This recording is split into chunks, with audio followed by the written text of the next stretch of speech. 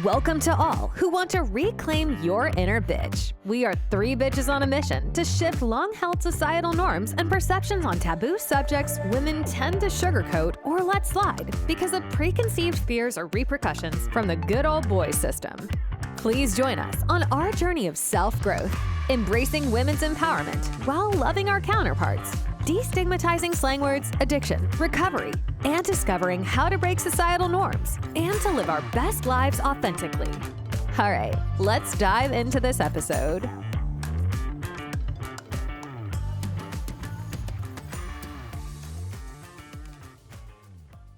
Hey everybody, we're so glad you're back with us. We are once again in a different studio here in an amazing magical yurt where a lot of yoga and dharma happens and breath work and mindfulness, sound baths, all kinds of wonderful things happen. We're glad to be with you today. We're happy that we've been a little stormy and overcast and not so hot. It's been nice. So it's been really nice today.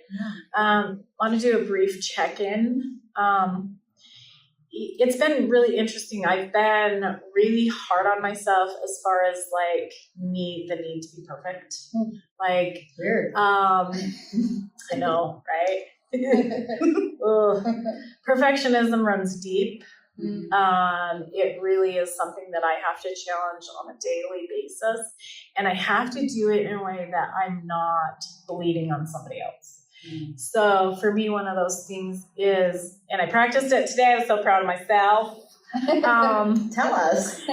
Well, we took some pictures. Oh, yeah. And we're going to be seeing those soon. Yeah. And usually I'm like, let me see it. Let me see it. No, let's get rid of that one. Let's do a different one. Like, I don't like the way I'm standing. I don't like the way my hair looks. Like, we're too close. We're too far. Like, blah, blah, blah, blah, all the perfectionistic things, right? And just took a couple pictures and she's like, what do you think of this one? I was like, don't care. Just do it. Just do it. Yeah, that's a big deal. So that's huge. So for me, perfectionism is a big thing that I really, really struggle with in many, many areas. So I think that will be a really good topic for us to discuss today. Awesome. That's kind of where my check-in is. I notice for me when my life gets a little bit unbalanced, my perfectionism goes up. And so it's been a rough week for me. I've had a lot of emotional things happen. My 4 older kids have the same dad, and they had a family emergency this week. And I noticed my stress level went up, and I was so worried about my kids. And then I was like, I'm hard on myself, and I'm doing this, and blah, blah, blah, blah, blah. And I just went, we got to work on that. So, yeah. So when I notice when my stress level goes up, my perfectionism goes up, and my calm and peaceful demeanor goes down. So, yep. Awesome. Yeah. Thanks for sharing that. Yeah. What about you guys? You want to go? You want me to go? I can go. I don't care. Let's see. I mean, not to bring it back to my 1 year, but I guess we are.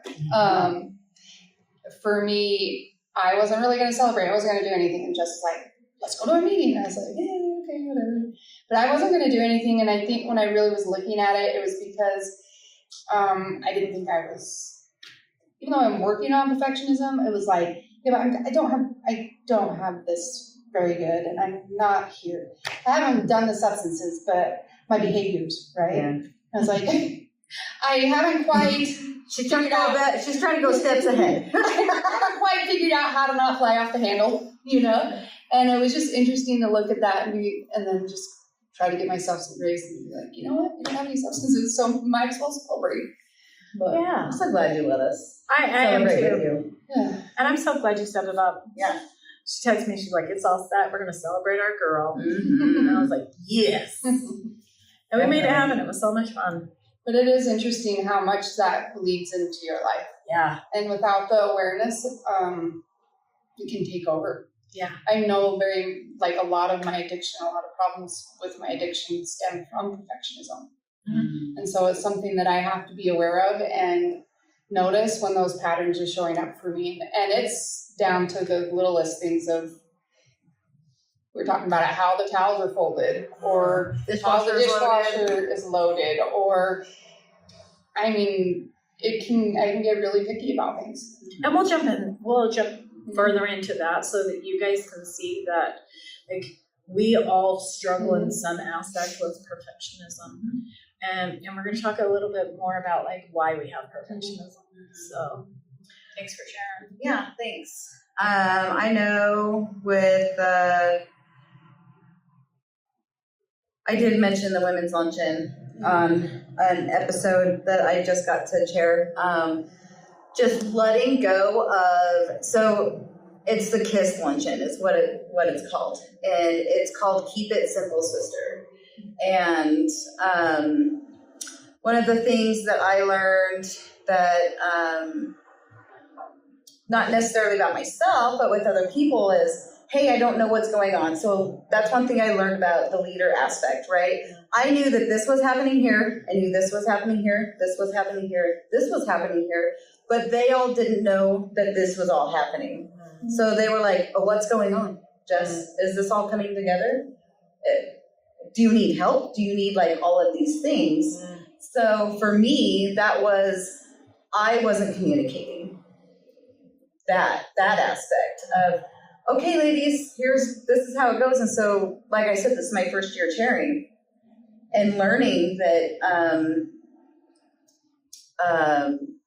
learning to communicate what is going on. And then also when somebody else is kind of worrying about stuff, then I went back to keep it simple, sister. Are you keeping it simple? So, and it's, to me, it's the awareness of, I'm glad that I could show up and have a calm demeanor, but I also needed to step it up in the communication category. So the perfectionism for me was, and my husband's gonna laugh at me, is I just kind of let things, I learn by doing it, right? We said on the last one, I touch and see if it's on fire. I learn by failure or first attempt at learning, right? So my perfectionism isn't really what other people's would be. Mine is like, I don't know. We'll get more into that too, because there's so much about perfectionism that it looks different for every single person. Yeah. And so we can actually be in a state of denial that we have perfectionism. Yeah. Does that make sense? Yeah. And so mine was I knew everything was getting done and just not communicating it. Yeah. And I was like, why are you asking? No. What are you trying to do? All right, let's jump into it. Yeah, so the first thing that I want everybody to realize is that, like, the reality is perfectionism has so many different faces. And most of the time when I tell somebody, well, you're struggling with perfectionism, they're like, but I'm a slob. Yeah, that's part of being, your perfectionism is your belief that you're not going to do it unless you're 100% perfect. So why even get started doing it if I can't do it the way I want it to be done? Another aspect of perfectionism is the belief that so many people are watching you that you're so fearful that you have to be smart, beautiful. You're going to say the wrong thing. You're going to look. Everything has to be choreographed and actually in a certain alignment, or you won't do it, right? And so that's a big part of that as well. Also with perfectionism is like the desire to be perfect really comes from the feeling that you're not lovable or likable by those people that should love you unconditionally, like our parents, like our siblings, like our teachers, right? If you've ever been the teacher's pet, right? You have this belief that you have to do it a certain way, or say a certain thing, or act a certain way. And that's part of being that perfectionistic example. Right? For women, there's also the body dysmorphia, right? That we actually have this ideal view of what we should be and what we should look like. And if we can't live up to that, then we might as well just give up. since you brought that up, I think that's really interesting. Because when I was younger, when I was in high school, college, and I had a very athletic body, and it was, right now I'd love to have that body, right? But back then even, it wasn't good enough. Right. And I noticed, like, through my recovery, how shaming I was to my body when I came in. And it's been really awesome to see the shift and be like, oh, I kind of look different for you. Yeah, you do. Right? Well, It's weird. It's a weird shift. and the reality is now I'll bet you when you look back, your 40-year-old self looks and goes, I looked really great. I wish I could look like that now. Mm-hmm. Instead of going, that was a really great period of time in my life, and now I'm going to love me the way I am right now. And I think that you're actually working on that, right? Working on looking at yourself and going, I love me for me right now. I'm loving what my body's doing for me when I, I've had all these life experiences that have beat me up, right? And things that we wish would be different and look different. So it's a big part of it. I think all three of us are going through that shift right now. Yeah. Well, and it hit me really since you said that. My two of my daughters were talking. One's in her 30s, and the other one's 12.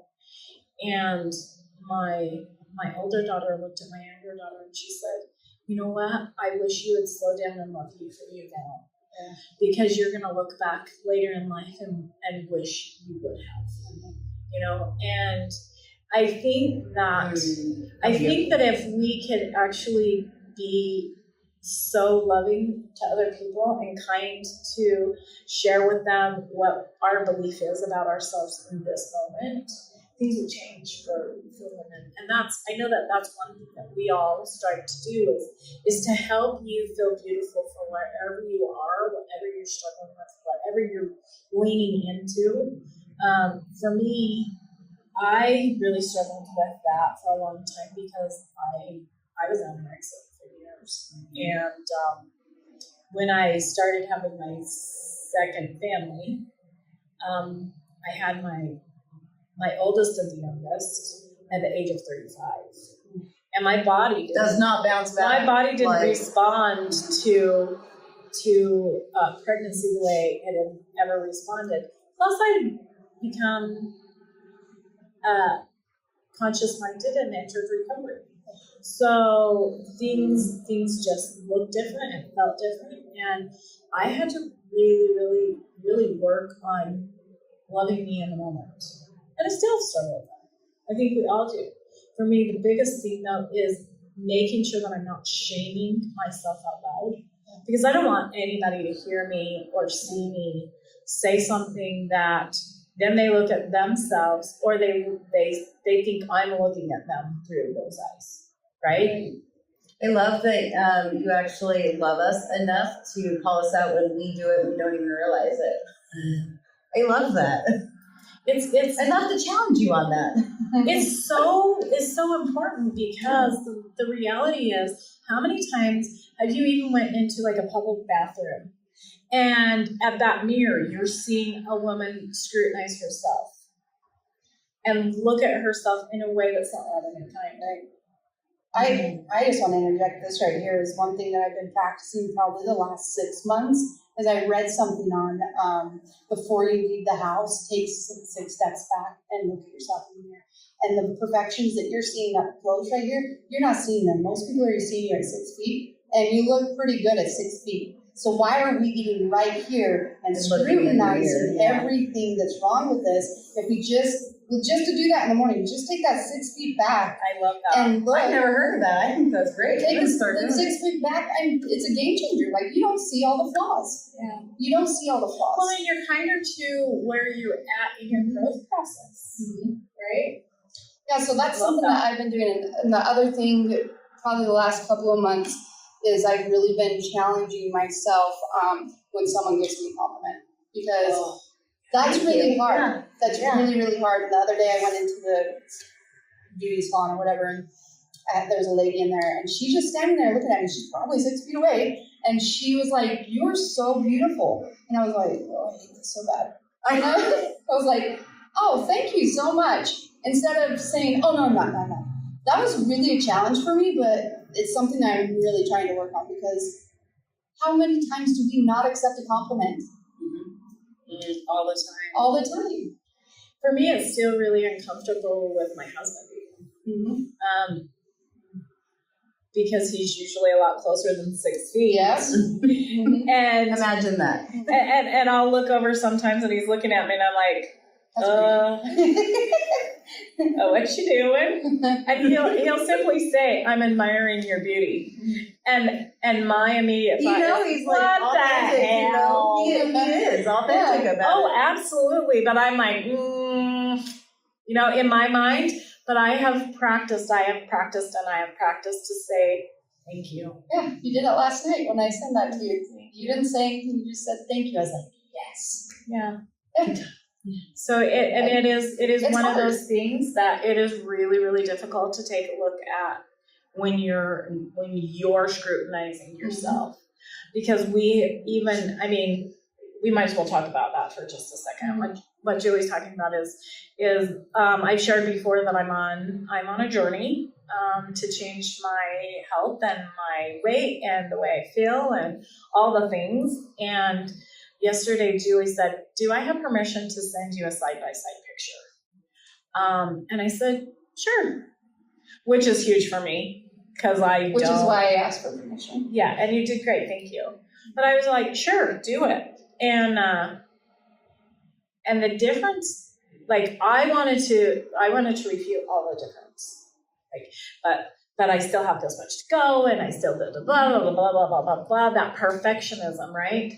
And instead, I just looked at it and I said, "Oh, okay, yeah." And you said, "You look," I can't remember exactly. Yeah. You look really Damn good. You look good, or something like that. And I just said, "Thank you," because I was testing her. Testing her to see. and it can be hard. And so one of the things that I challenge all of us, and we're going to have this as a 1 of 2 part challenge today, is to start doing that. I usually typically challenge people to say 1 of 3 things. I think I challenged both of you to do this before. Is when somebody gives you a compliment, you can only say 1 of 3 things. Thank you. Thank you, I'd like to hear that again. Or thank you, I agree. Mm-hmm. Because most I've of this challenge many times. I usually stick to thank you. Well, and I say, can I hear it again? Because the look on people's faces, like, well, and the reality is that I want you to challenge whichever one's the hardest one for you to do. Because for me, it is thank you, I'd like to hear that again. Yeah, it is. And the look on people's faces at the same time. Because the reality is for me, I don't want to hear it again. I struggle with that. I get red all over. Yeah.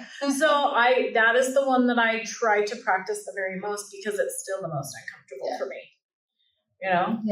But you're actually challenging them in their complimenting when you say that. Mm-hmm. So that's kind of awesome. Okay, maybe we'll do that next time. Yeah, okay. I mean, again, progress, not perfection, right? And again, that's what we're talking about today, because we have this belief that we have to be perfect in everything, or we have to control it. And that's what I liked what you were talking about, is your committee felt the need to kind of control things because they didn't have all the information that they wanted.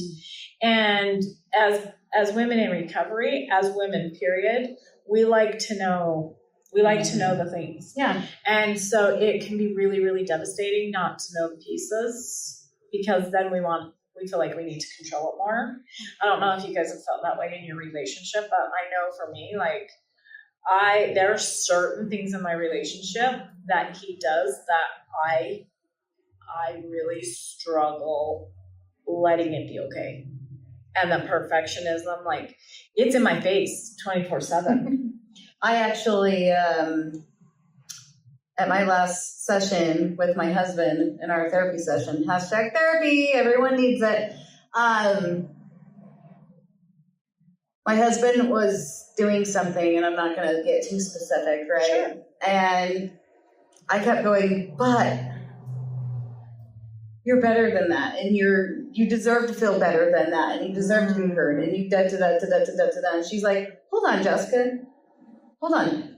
Matt, do you da-da-da? He's like, yes. And she's like, okay, so what do you need to hear for you to step back, Jessica? And I was like, Ooh. Tell you on your shit. And I was like, I just, okay. And just because I think it, and I know that he does deserve better on certain things, and I know that he's in his own journey and he gets to experience what he gets to for so long until he makes a change. But if he's okay with it, why am I not?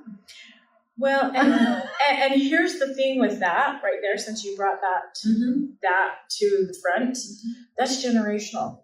That is generational trauma right there. Because most of the time, and this is where a lot of our perfectionism comes from, is those people that should love us unconditionally. And they're conditioning us to be perfectionists. Because we're just going to throw this out. A lot of times it's on our parents. A lot of times it's on our mothers. And please don't hear me say mothers aren't loving, kind, supportive. I'm not saying that. As mothers, we're doing the very, very best we know how to do. We're doing everything that we know to do. And also we're following past things that other people have taught us that we don't know how to do differently. Okay, so that's the first part of this. But what happens is our mothers will go, are you going to wear that to school? And the reality is most likely they're saying that because they don't want us to get bullied. They don't want us to be made fun of. They don't want... their intentions are good. They're not doing anything to harm us. No. They're trying to protect us in a way that they know how to protect us. But what do we hear from that? You're not good enough. You didn't choose wisely. You can't even pick out your own clothes, right? Yeah. And so we learn that we need to control things to have it be perfect, and we carry that forward. I feel like what I was talking about was it was the conditioning, and I was trying to question his conditioning, but he's still doing the old, what I thought was old conditioning. Sure. And he was just comfortable where he's at. Yeah. And so I don't need to push, and I don't need to say anything, and I can just love him where he's at. Right. And that's the thing, though. And you were doing that from that state like your mother would do. Yeah. Does that make sense? You were doing that because you hope and you want so much better for him. And for him, he's just fine where he's at. Yeah. He doesn't understand that he wants to do anything different. Because he's just good. He's happy. And I love that he's happy. Yeah.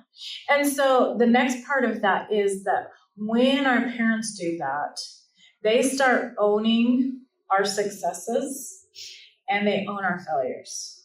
And so when they start doing that, they push us more because they don't want to feel uncomfortable when somebody comes up to them and says, oh, I saw Julie at the track meet today and she didn't win. I'm so sorry. And your mom goes, oh, well, I taught her better. Like she was really prepared. I don't know what happened. I took her to practice every day and I made sure she had a nutritious meal and all the things, right? And so she takes that on as failure. She failed. Yeah, she failed. Yeah, you failed because she failed you. And that's heavy, isn't it? And again, it's not to blame mom, right? Mom's doing the very best she can. She just doesn't know how to go, you know what? We have to fail sometimes in order to grow. So I'm glad she didn't get first. At least she tried. Yeah. At least she did it. Yeah. Right? We have to use that to get the try word out too. Because most of the time, we don't want to look bad to other people. And so we want to erase those parent-teacher conferences can bring that up for me. Yeah, absolutely. I have kids that are like me. Yeah. Imagine that. They have energy. Sure. They might not. Have you seen how many times I've repositioned myself today? I mean, me too. Yeah, me too. But it's yeah, to hear certain things, I used to, I mean, that was before I got in recovery, I was used Right. before the thing to not feel, right? Absolutely. And to zone out and just, How can I get through just this? make it through it, yeah. And show up and then eventually just stop. But yeah, it can take that for me because I wanted to own that, well, your child must not be picked up, doing it at home, must not be helping them. It's not Yeah. the case at all. or there's a range there, or Yeah. there's a thing there, or they were so helpful, and then I want to go, because I did that, right? Yeah. And it doesn't matter if it's the good or the bad. Yeah. Right.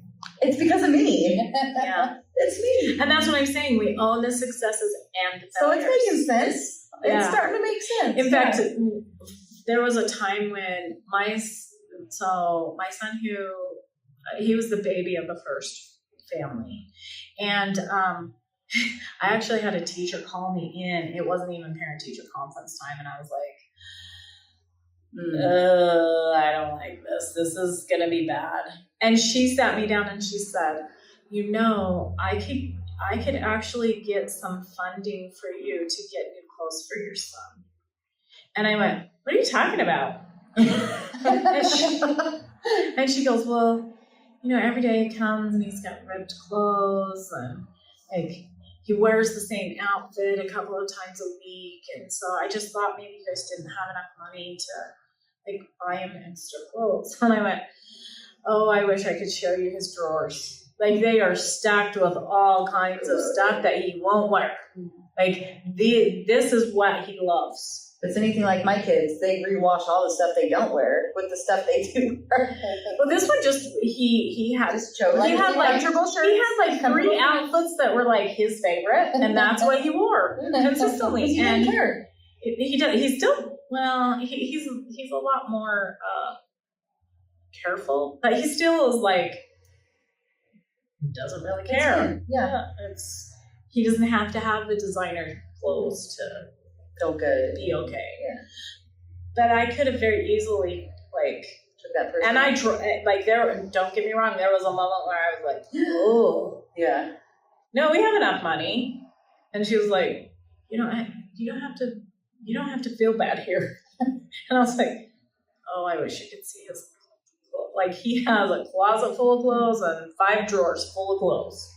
It's not about. I mean, sometimes in the mornings, what's the battle I'm going to pick here? Oh, You know what I mean? I'm not.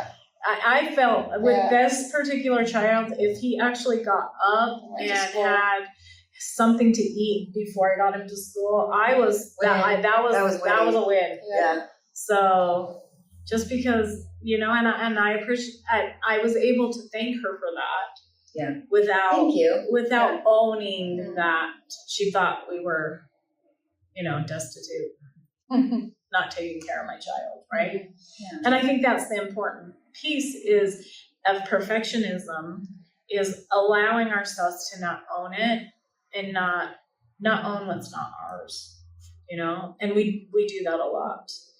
We talked about the towel thing.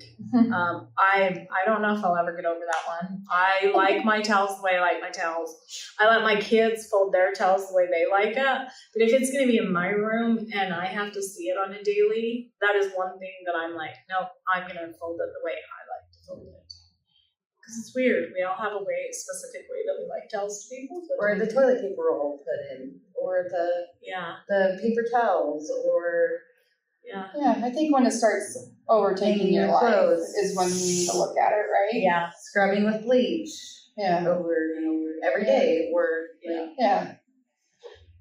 So there's some behaviors that we do that may not be best, but it's definitely not on an OCD level.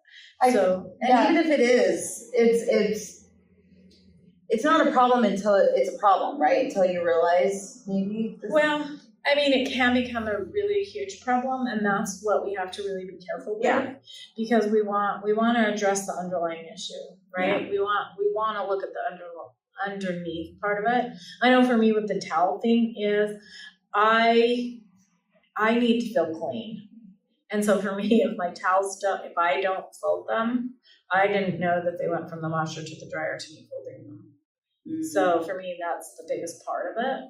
Because my kids may forget sometimes to actually put a Tide Pod in there. You know, they're running it through the washer, but is it really clean? Yeah. You know, so I know for me that's the biggest part of the towel piece. My husband's clothes piece though, that's where like I had to really look at it, and I have to just say this is the way he likes it, and I'm just not going to look at his part of the closet.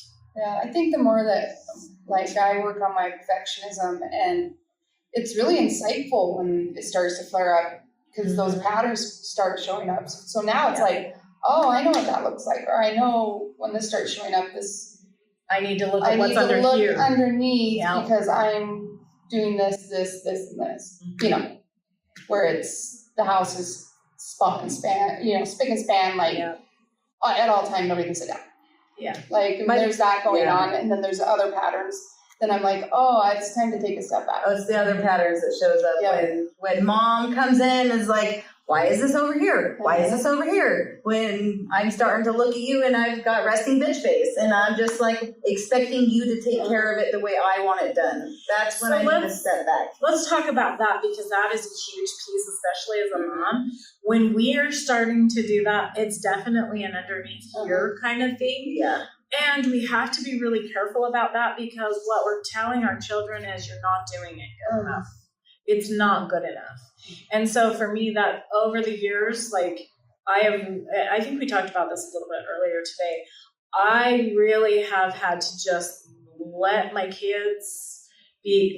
house be okay with the way my kids do it. And that's really hard, especially when I know somebody's coming over.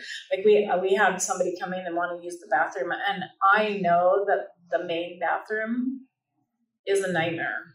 And it's hard for me to go, you know, this is just where it's at. Like, this is her bathroom.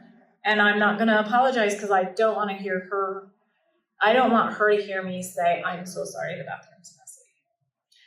Does that make sense? I have put out there, like, I haven't been in there for a while, so I don't know what it looks like. Yeah. Is that the name? Like, well, for me, I had walked in and they said, oh, your person's in the bathroom. And so I couldn't even preface it. So I was just like, okay, it is what it is. Yeah, yeah. And if that person's going to judge me, they're going to judge me. And so, you know, I'm just going to learn how to let that be okay. If it wasn't okay, I would have been in there and cleaned it, like, myself. And I'm so glad that you don't feel like I don't either. It's taken me a lot because back in my early days of recovery, I would spend, because I was an insomniac, right? I've been an insomniac my whole life. So I would go in at 2-3 o'clock in the morning and clean my whole house. And so when the kids woke up, they're like, why'd you clean it? I just cleaned it. And that's when I had to take that step back and go, ooh, what am I telling them by doing this? Yeah, to not even do it. Well, that they're not doing it enough. They're not enough. That's something that I've recognized with my patterns and some of when I'm in my patterns is my kids have developed things to make me happy. Yeah. And it is always clean. Like if there's an argument and I come out of the bedroom, I'm not kidding, the whole house is clean. And I'm like, oh, that's something that they know they're trying to help me, like to regulate me. It's something to look at when that's happening. Yeah. What do you think about in the time frame? Like, hey, we know it. Everyone has chores at my house. We all live there. We all have chores, right? And so what does that look like? Because I'm very curious how other people do it at their house, how you two do it, is if, hey, I need the dishes done, and I say, to me, if I say right now, that's ridiculous. Unless I've prepped it, you know what I mean? Like, stop whatever you're doing because it's not important to take care of what I say. Yeah. Right? So let's just say I want the dishes done in the next hour. How do you? So at my house, what I do is like, so we have rotated our chores so that not one person is responsible for anything. Up until this last year, and with Shalina, I've said, okay, if you will do the dishes and do a deep clean once a week, I will pay you to do that. Because at our house, we're now where everybody's gone so much that it's hard to get things done. And so I'm like, I've never paid my kids for chores until this last year. And so I just simply say, this is the expectation, these are your chores, you got all day to do it. All day, yeah. Because that way they can have the whatever they were doing. But I will do a gentle reminder of like, well, it's 5 o'clock and the dishes still aren't done. Are you planning on doing them, or would you like me to do them? Yeah. I know that for me, I know in human design, we have a whole bunch of different authorities, right? And I have 2 manifesting generators that are still there to respond, but they do stuff out of order. Yeah. They're like Tigger. They go here, here, here, here, and here, and they will get it done, but they'll get it done in their orderly fashion. Yeah. And nobody else's. And actually, when you push it to be done and the way you want it to go, they will go to the extreme opposite. Yeah. And I have 2 out of my 4 that are that way. And then 1 is there by invitation. Yeah. Well, I didn't know, Mom. You can't just, and then he doesn't have the same energy as the other kids because they're all generators. One's a regular, pure generator. The other 2 are manifesting, and the ones that wait by invitation. So it takes him a minute to get up and get the energy and to mentally prepare himself to get and do it. Mm-hmm. And that's part of the perfectionism for him. Yeah. He has to prepare he probably has this checklist in his head that you have no idea that it's there. He might not even know that it's there. Yeah, I have to go to the bathroom first, I have to do this first, I have to do that, Yeah. and it's almost the same thing every time. Yeah. So I can see that. Yeah. And so it is one of those things that if you know that, it will help you be more kind to him as he works on doing what you would like. But I think a 24-hour window, because I won't lie, I've been like, I want it done in the next hour or 2. Well, and there are times that I do that. I mean, I feel like a Nazi over here. Here's something that you have to realize too, though, Julie. Like my first year in recovery, my house, you could eat on any surface in my house. I was the complete opposite. I cried in my chair. Yeah, I didn't care. You could walk in my house and you would never have known that 13 children lived there. Yeah. You would never have known. Yeah. So, I don't know. I don't know. I guess I'm still that. I have expectations. And so, and I communicate it to them, and for me, like, I don't know if they're just all a part of my sobriety, but they know that I'm happier if in the morning, if the house is clean, we can think clearly, and we live in it during the day, and at night, we don't have to pick up as much. And if you didn't do what you were supposed to or signed to do, you don't get to go out with your friends at night. And it's just that it's worked. Well, they know. Yeah. but that is good, and see, for me, That's goals, that's structure. Like, for me, one of the things that I have done is, like, because kids are going to take advantage. And they're going to take advantage of the time frames. They're going to take advantage of that.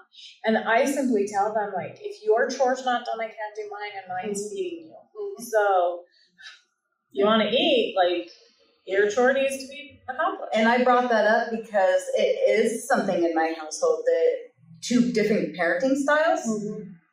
When we walk through the door, get this done, get that done, or like, hey, you got an hour, or hey, you got for the rest of the day, like, you know what I mean? So it's just good to have that different perspective. During the summertime, it looks a little different than what it does at school. And if they're doing sports, if they're doing a job, and there's so much stuff that has to do with chores. And at this point, the adults do most of the chores because the kids aren't there. They're doing their sports. They're doing their jobs. They're doing their stuff. They're doing those things. And I do pay my kids for their chores. and I can do that today. I haven't always been able to do that today. So it actually feels pretty good because kids are going to ask for money anyways. I might as well have them earn it. Yeah. Well, my belief of that, though, has always been that you live in the house and you're part of the family, so you have a chore. But I've always had money chores. Yeah. So they can earn extra money doing extra things. Well, my kids They're have always their chore. devices that they have, and that's initially what they're doing their chores for. You know what I mean? The extras that we don't have to have. Yeah, for sure. TV time, like any of that stuff. So Yeah, for sure. perfectionism. We could go all day with We this really stuff. did. It is one of those Perfection things. is an illusion, right? What It do is. you always say to me? Like, Let's control. what are you measuring it against? Yeah. Well, and I kept that in mind a lot because what am I measuring? My expectation of this. And I'm like, well, I don't even know. Yeah. But it's not good enough. Whatever it is, Whatever it's it not is, it's not good. good enough. Yeah. Yeah. Well, and would it ever be good enough? No. And when you said that, I was like, she's probably right. Like, you probably let some things go. Yeah. Not too many, but some. Yeah. I can lose Well, a little. we just get to Practice. reframe it, and we get to look what we're really spending our time. Like what, like you said a minute ago about my son. Like, what fight am I willing to have? Like, what am Pick your I? battles. What hill am I willing to die on today? Well, I think before I went into recovery, I'm not kidding. I ironed everything. Everything. The kids' clothes were laid out. Everything. I mean, so I think I have loosened up quite a bit. Oh, absolutely. You have. And they are choosing their clothes to go to school. I no longer do that at all. I don't iron anything, but I was just like, I think I have loosened up a little. But it is interesting allowing them to have that choice on what they want to wear. And sometimes I'm like, that's interesting. Yeah. Oh, that's really. But I don't say anything. Yeah. I don't say anything. It's really hard. It's really hard. Yeah. Good job, Mama. Well, and I'm going to just throw this out there because it really fits right there. When we think about manipulation, we usually think manipulation is a bad, awful thing. And I've used manipulation with my kids to wear certain things because manipulation actually can be used in a very healthy way, right? I had one of my daughters, when she was little, she had no style. Like her biological mother has no style.